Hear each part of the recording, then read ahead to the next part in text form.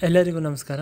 ನಾವು ಇವತ್ತು ತಿರುಪತಿಯಲ್ಲಿ 2 ದಿನದಲ್ಲಿ 5 ಫೇಮಸ್ ಆದಂಥ ಟೆಂಪಲ್ಸ್ನ ಹೇಗೆ ಕವರ್ ಮಾಡೋದು ಅಂತ ನೋಡುವ. ಮೊದಲನೇ ಟೆಂಪಲ್ ಬಂದು ಪದ್ಮಾವತಿ ಅಮ್ಮನ್ ಟೆಂಪಲ್. ಪದ್ಮಾವತಿ ಅಮ್ಮನ್ ಟೆಂಪಲ್ ಇರೋದು ತಿರುಚೆಂದೂರಲ್ಲಿ. ತಿರುಪತಿಯಿಂದ ತಿರುಚೆಂದೂರಿಗೆ 5.8 ಕಿಲೋಮೀಟರ್ಸ್ ಇದೆ. ಅರ್ಲಿ ಮಾರ್ನಿಂಗ್ ಟೆಂಪಲ್ಗೆ ಹೋದ್ರೆ ಬೇಗ ದರ್ಶನ ಮಾಡಿ ಬೇಗ ರಿಟರ್ನ್ ಬರಬಹುದು. ನೆಕ್ಸ್ಟ್ ಟೆಂಪಲ್ ಬಂದು ವಕುಳಮಾತಾ ಟೆಂಪಲ್. ತಿರುಚೆಂದೂರಿಂದ ವಕುಳಮಾತಾ ಟೆಂಪಲ್ಗೆ 11 ಕಿಲೋಮೀಟರ್ ಇದೆ. ಈ ದೇವಸ್ಥಾನಕ್ಕೆ ಹೋಗ್ಲಿಕ್ಕೆ ರಿಕ್ಷಾ ಅಥವಾ ಪ್ರೈವೇಟ್ ವೆಹಿಕಲ್ ನಲ್ಲಿ ಹೋಗಬೇಕು. ಇಲ್ಲಿಗೆ ಪಬ್ಲಿಕ್ ಟ್ರಾನ್ಸ್ಪೋರ್ಟ್ ವ್ಯವಸ್ಥೆ ಇಲ್ಲ.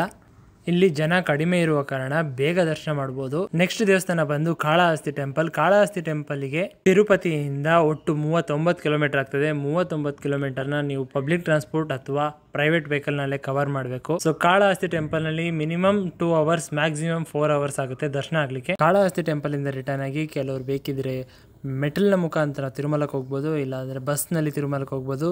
ಮೆಟ್ಟಿಲ್ನಲ್ಲಿ 11 ಕಿಲೋಮೀಟರ್, ಬಸ್ ನಲ್ಲಿ 22 ಕಿಲೋಮೀಟರ್ ಆಗ್ತದೆ.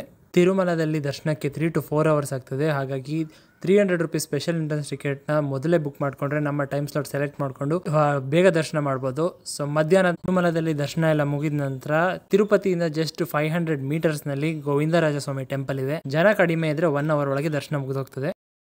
ಈ 2 ದಿನದಲ್ಲಿ ಆಲ್ಮೋಸ್ಟ್ ಒಂದು 5 ಇಂಪಾರ್ಟೆಂಟ್ ಪ್ಲೇಸಸ್ ನ ಕವರ್ ಮಾಡಬಹುದು. ಈ ವಿಡಿಯೋ ಇಷ್ಟ ಆಗಿದ್ರೆ ಒಂದು ಲೈಕ್ ಮಾಡಿ, ಹಾಗೆ ಶೇರ್ ಮಾಡಿ. ನಾನು ನಿಮ್ಗೆ ಸಿಗ್ತೀನಿ ನೆಕ್ಸ್ಟ್ ವಿಡಿಯೋದಲ್ಲಿ. ಬಾಯ್.